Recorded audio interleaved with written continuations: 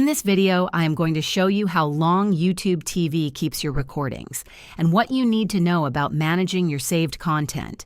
YouTube TV offers a generous cloud DVR feature that stores your recorded shows and movies for up to 9 months from the date they were recorded.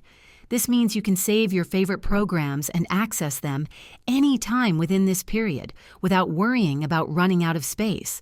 However, once the 9-month limit is reached, the oldest recordings will automatically expire and be removed from your library to make room for new ones.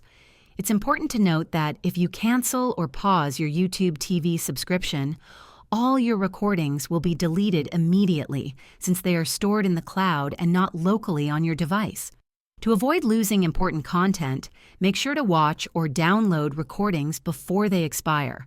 Additionally, you can monitor your saved recordings by visiting the Library section in the YouTube TV app or website, where you'll find everything organized under the Recordings tab.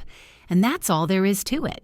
If this video helped you understand how long YouTube TV keeps recordings, please give it a thumbs up and subscribe to the channel for more helpful tutorials. Thanks for watching.